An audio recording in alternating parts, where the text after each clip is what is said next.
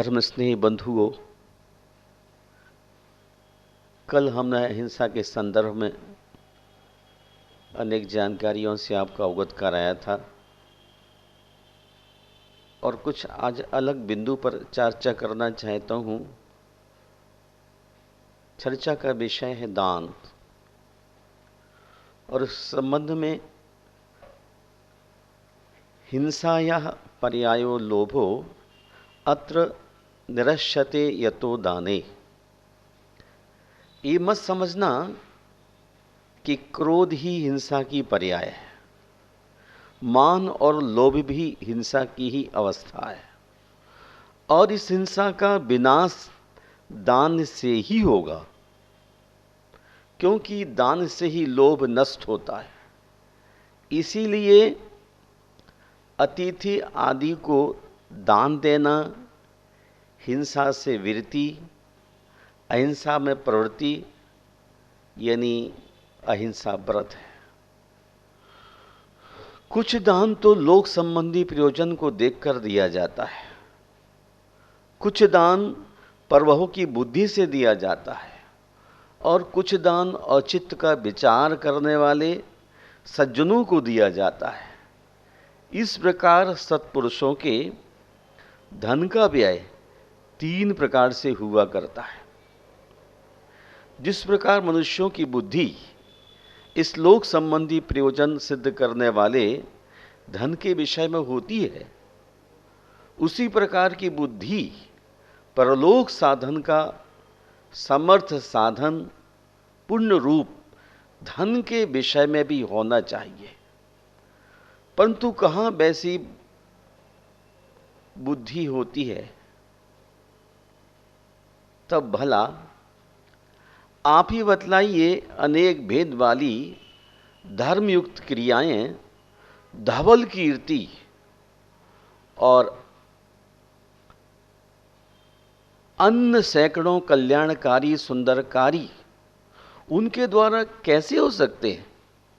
महानुभाव, त्याग की चेतना जागे बिना पदार्थों की सीमा नहीं की जा सकती और परिग्रह सीमा किए बिना त्याग की तेजस्विता प्रकट नहीं होती।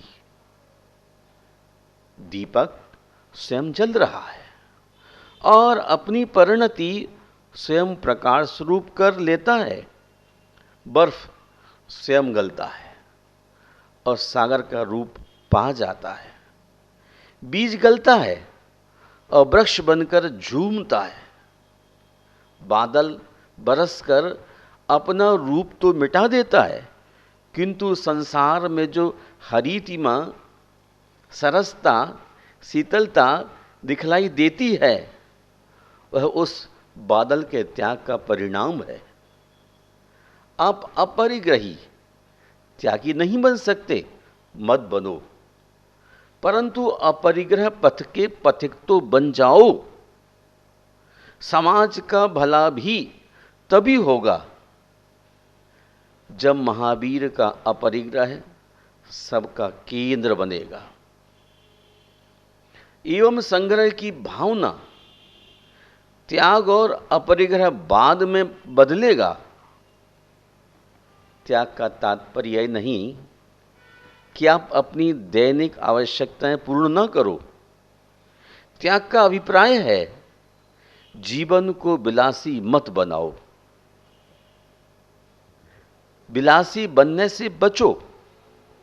महानुभाव, अर्जन के साथ विसर्जन की चेतना का जन्म ही ग्रस्त जीवन की सफलता का शुभ लांछन है और है त्याग का प्रायोगिक रूप।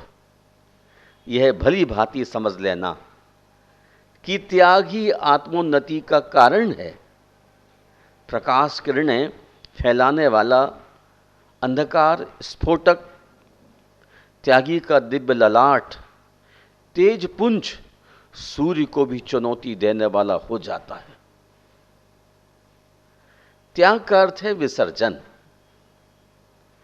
दान से ब्याज घटता है और त्याग से पूंजी घटती है। दान शाखा को काटता है और त्याग मूल को काटता है। कुछ व्यक्ति त्याग नहीं कर सकते, उनकी शक्ति दान की होती है।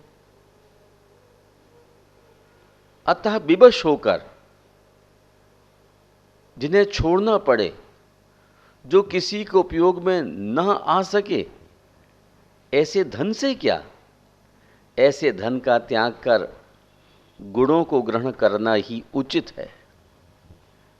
ऐसा कौन व्यक्ति होगा जो गुणों के रस को जान करके भी पारस्परिक द्वेष की राह पकड़ेगा? क्या आप नहीं जानते, कीर्ति और प्रसन्नता दान का ही अनुसरण करते हैं। दान सदा साथ रहने वाला बहुत बड़ा भंडार है। चोर, राजा आग और पानी की पहुंच से बाहर है। दान मानसिक लोभ, जलन और अपराध रूपी धूलि को धोने वाला है। संसार यात्रा की थकावट दूर कर लक्ष्य तक पहुंचाने के लिए दान एक सुखद सवारी है। अनेक प्रकार के सुख पहुंचाने के कारण दान आनंददायक नजदीकी मित्र है। विभव का विकास, प्रदीप्त प्रशासन, स्वर्ग निवास और आकर्षक स्वरूप आदि हम जो चाहें दान से प्राप्त कर सकते हैं। दान संपत्ति का सार है, गिरण है, ऐश्वर्य का प्रथम कारण है, श्री मानव की सज्जनता है, सुंदर कर्म है। आर्यशूरी जातक माला में लिखता है, चित्त प्रसादोद्गतम पात्रातिशय प्रतिपादितम च नाल्पकम नाम दानमस्ति विपाक महत्वात् इति। अर्थात प्रसन्नता पूर्वक भले सज्जन लोगों को दिया गया दान महाफलदायक है, इसे अल्प नहीं कहा जा सकता। हे देवराज, अनेक कठिनाइयों को झेल करके भी भले लोग नीचा काम नहीं करते। मुझे ऐसा धन नहीं चाहिए जिसे पाने के लिए मुझे कंजूस बनना पड़े, क्योंकि मेरे पास नहीं है। ऐसा उस दुखी पर मैं वज्रपात नहीं कर सकता। ऐसे धन से क्या प्रयोजन जो किसी संतप्त के मुख पर प्रसन्नता ना ला सके। ऐसे धन, रत्न, स्वर्ग या राज्य की मुझे आवश्यकता नहीं।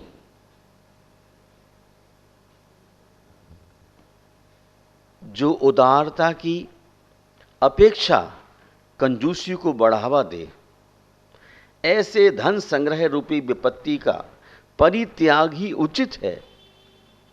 तपोवन में निवास करने वालों को भी त्याग ही आभूषण है। फिर गृहस्थों का तो कहना ही क्या। महानुभाव मनुस्मृति में कहते हैं, तपः परम कृत योगे त्रेतायाम ज्ञान मुच्यते द्वापरे ज्ञान मेवाहुर दान में कम कलौ योगे। सतयुग में तप श्रेष्ठ है। सुपात्र दानेन भवे धनाढ्यो धन प्रकर्षेण करोति पुण्यम पुण्याधिकारी दिवि देव राजा पुनर्धनाढ्येव पुनरेव भोगी। कुपात्र दानेन भवे दरिद्री दारिद्र दोषेण करोति पापम पापाधिकारी नरकम प्रयान्ति पुनरेव दरिद्री पुनरेव भोगी। सुपात्र को दान देने से मनुष्य के पास प्रकट रूप से धन की वृद्धि होती है और वह पुण्याधिकारी स्वर्ग में जाकर देवराज हो जाता है और वहाँ पर भी वह दान का उपक्रम चलाता हुआ पुनः पुनः धन को प्राप्त होता रहता है। किंतु जो व्यक्ति कुपात्र को दान देता है वह दरिद्री होता है। कुपात्र को दान देने से दरिद्री होता है और दारिद्र्य दोष के कारण से आदमी पाप करता है और पाप के कारण से इसको नरक जाना पड़ जाता है। पुनः एव दरिद्री पुनरेव भोगी, पुनः दरिद्र होता है फिर भोगता है। मेरा आपसे निवेदन है, सुपात्र को दान देने से व्यक्ति के पुण्यों का खजाना भरता है, किंतु कुपात्र को दान देने से वह निश्चित ही नरक में चला जाता है। जैसे गाय और सर्प दोनों एक ही कुएं का पानी पिए, लेकिन गाय के स्तन में गया तो दूध बन गया और सर्प के मुख में गया तो विष बन गया। तो आपके हाथ में धन है, उसका उपयोग पात्र को देख करके ही करना चाहिए। सुपात्र को दान दिया गया, एक मुट्ठी अन्न और एक चुल्लू पानी, आचार्य कहते हैं सुमेरु के समान ढेर और समुद्र के समान वो जल बराबर माना जाता है। सचमुच ही पद्म पुराण में आचार्य कहते हैं, यथा चेक्षेषु निक्षेप्तम माधुर्यम वारि गच्छति पीतम च धनुभिः तोयम क्षीरत्वेन विवर्तते। एवं साधु तपोगारे बलालंकृत विग्रहे सर्वग्रंथ विनिर्मुक्ते दत्तम दानम महाफलम। जैसे क्षुदंड में निक्षिप्त जल मधुरता को प्राप्त होता है, धेनु द्वारा पीत जल क्षीर में परिणत हो जाता है, वैसे ही तप के भंडार और व्रतों से अलंकृत शरीर के धारक सर्वग्रंथ यानी परिग्रह विवर्जित मुनि जन को दिया गया दान महाफल देने वाला होता है। हमारे आचार्य कुंद कुंद स्वामी ने इसलिए कहा है कि दान के 3 पात्र हैं, मुनि, उसके बाद द्वितीय पात्र छुल्ला केलक और तृतीय पात्र आरिका। इन तीनों पात्रों में अपने द्रव्य का उपयोग करके जीवन को सफल बनाने की कोशिश करना चाहिए। जीवन में अर्जन और विसर्जन 2 बड़ी कीमती चीज़ें हैं। विसर्जन एक स्वस्थ आध्यात्मिक प्रक्रिया है। यदि आप विसर्जन नहीं कर सकते तो गलत तरीकों से अर्जन का आपको कोई हक नहीं। अकिंचन की चेतना को जगाने का सूत्र है विसर्जन। कारण अर्जन के साथ विसर्जन की भावना जुड़ते ही अकिंचन के प्रति स्वतः ही घनीभूत आस्था उत्पन्न हो जाएगी। विसर्जन अर्थ का ही नहीं, शक्ति, समय, सामर्थ्य और अहंकार का भी किया जाता है। त्याग अपने आप में एक अंतः प्रेरणा है। भोजन करने वाले के लिए जिस प्रकार विसर्जन यानी उत्सर्ग आवश्यक है, उसी प्रकार धन कमाने वाले मानव के लिए त्याग आवश्यक है। आपका त्याग किसी पर कृपा नहीं, अपितु कर्तव्य की प्रेरणा है।